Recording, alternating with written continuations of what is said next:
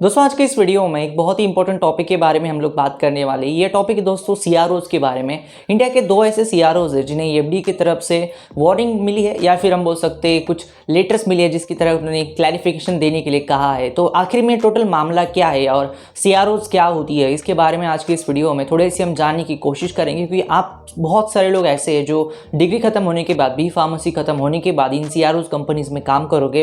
इस वीडियो को मैं स्टार्ट करूँ उससे पहले चैनल को अगर आपने अभी तक सब्सक्राइब नहीं किया तो प्लीज़ यूट्यूब चैनल को सब्सक्राइब कर देना, क्योंकि यहाँ पे मैं बात करता हूँ आपके फार्मेसी करियर के रिलेटेड बहुत सारी चीज़ों के बारे में। वीडियो में स्टार्टिंग में हम सबसे पहले जानेंगे दोस्तों कि सीआरओज मतलब क्या होता है एग्जैक्टली। सीआरओज का दोस्तों लॉन्ग फॉर्म होता है कॉन्ट्रैक्ट रिसर्च ऑर्गेनाइजेशन। अगर आप तीन वर्ड्स को स्प्लिट कर दोगे तो इसमें आपको बहुत सारा डीप मीनिंग मिलेगा।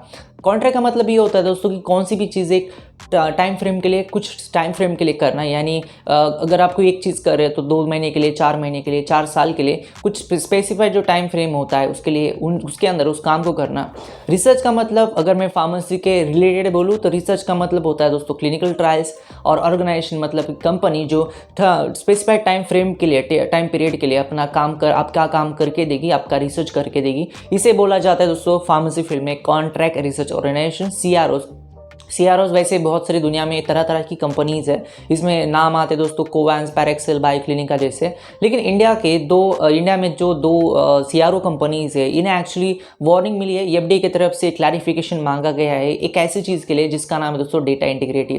अब डेटा इंटीग्रिटी को भी मैं आगे वीडियो में ज़रूर आपको बताने की कोशिश करूँगा, लेकिन उससे पहले हम जान लेते हैं कि एग्जैक्टली ये मामला हुआ क्या है। दोस्तों ये दो कंपनीज, एक फार्मास्यूटिकल कंपनी है दोस्तों एमक्योर फार्मास्यूटिकल, इसके लिए क्लिनिकल ट्रायल्स कंडक्ट करने का काम कर रही थी, और इसने जो डेटा सबमिट किया है एफडीए के पास, जिन लोगों को पता नहीं उनको मैं बता देता हूँ कि जितने भी सारी क्लिनिकल ट्रायल चलती है उसमें जितना सारा डेटा जनरेट होता है, जितने सारे डॉक्यूमेंट्स, जितनी सारी चीज़ें होती है, उसको फाइनली सबमिट किया जाता है दोस्तों हेल्थ अथॉरिटीज़ के पास। हर एक कंट्री की हेल्थ अथॉरिटी अलग अलग हो सकती है, लेकिन अगर स्पेसिफाइड अगर बहुत बड़ी कोई हेल्थ अथॉरिटी है जो बहुत बड़ा काम कर रही है वर्ल्ड में, तो उसे एफडीए हम मान सकते हैं। तो एफडीए जो है इसके पास डेटा जाता है, हर एक क्लिनिकल ट्रायल का जितना सारा डेटा है उसके पास सबमिट किया जाता है। उस डेटा को वो लोग देखते हैं बारीकी से, और डेटा को देखने के बाद वो उस ड्रग को अप्रूवल देते हैं, उस चीज़ को अप्रूवल देते हैं। जब उनके पास ये अप्रूवल आता है तभी आप उस ड्रग को, उस चीज़ को मैन्युफैक्चर कर सकते हैं, पब्लिक में स्प्रेड कर सकते हैं, पब्लिक में उस चीज़ को हम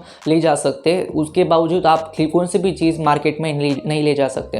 अब बात ऐसी है कि दो कंपनीज जिनका नाम है दोस्तों सिंक्रोन और पैराक्सेल, ये दोनों कंपनीज ने जो डेटा सबमिट किया है, इसने ऐसा पाया गया है कि इसमें डेटा इंटीग्रिटी है, यानी जो डेटा सबमिट किया गया इसमें मैनिपुलेशन या फिर कुछ ऐसी चीज़ें हैं जो कि एक्सेप्टेबल नहीं है। अब बात ऐसी है कि फार्मेसी फील्ड में चाहे कौन सी भी चीज़ हो, छोटी से छोटी चीज़ हो, कोई बड़ी से बड़ी चीज़ हो, यहाँ पे डेटा को बहुत ज़्यादा इंपॉर्टेंस दिया जाता है। डेटा इंटीग्रिटी एक बहुत सीरियस कंसर्न होता है कौन सी भी ऑर्गेनाइजेशन के लिए, स्पेशली फार्मास्यूटिकल इंडस्ट्री में इसको तो बिल्कुल भी सहा नहीं जाता। Data integrity in the sense कोई चीज़ है जो अगर फॉर एग्जांपल अगर आप कोई रीडिंग ले रहे हो या फिर कोई चीज़ आप सबमिट कर रहे हो, जैसे कि अगर मेरा नाम आप विशाल बोल रहे हो और किसी और चैनल के ऊपर जाके मैं सेम बोल रहा हूँ कि मैं कोई राहुल हूँ, राहुल करके मैं किसी और चैनल के ऊपर जाकर आपके साथ बात कर रहा हूँ, तो बात ऐसी है कि अगर मैं हर एक चीज़ को मैनिपुलेट करने स्टार्ट करूँगा तो उसको डेटा इंटीग्रिटी बोला जाता है। यानी कि अगर आप एक चीज़ है, अगर आप कोई रीडिंग ले रहे हो लैबोरेटरी में, अगर मैं मान रहा हूँ कि आप स्टूडेंट हो,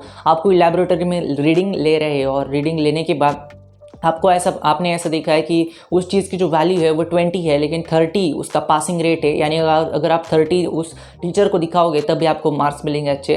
तो आप उस 20 को कुछ न किस तरीके से 30 तक ले जाते हो और उसके बाद आपको मार्क्स मिलते हैं। तो इसको भी डेटा इंटीग्रिटी बोला जाता है, जो कि एक्सेप्टेबल नहीं होता। और हेल्थ के कंसर्न में, यानी अगर आप कोई दवाई बेच रहे हैं, कोई ऐसा मेडिकल डिवाइस बेच रहे हैं जो पेशेंट यूज़ करने वाले है, लोगों के बीच में जाने वाला है, उसके रिलेटेड तो कौन सी भी चीज़ ऐसे नहीं चलती, क्योंकि ये आगे जाकर बहुत सीरियस कंसर्न बन सकता है। हिस्ट्री अगर आप उठाकर देख लोगे, मैंने कुछ इवेंट्स के ऊपर वीडियोस भी बनाया है दोस्तों, थैलेमाइड ट्रेजेडी हो गया या फिर कोई बहुत बड़ी 1939 की कोई ट्रेजेडी हो गया, बहुत सारे वीडियो चैनल के ऊपर पड़े हुए हैं। तो ये जो ट्रेजेडीज़ है ना, इसके होने की वजह से ही आज की डेट में ये डेटा इंटीग्रिटी और ये सारी हेल्थ अथॉरिटीज़ और इतने सारे ड्रग अप्रूवल्स, ये सारी चीज़ें करंटली मार्केट में है, करंटली ये चल रही है। ये इतने सारे रूल्स रेगुलेशंस दिए हैं फार्मास्यूटिकल कंपनीज को, ताकि इसको यूज़ करके पब्लिक की हेल्थ के साथ कोई भी खिलवाड़ ना कर सके।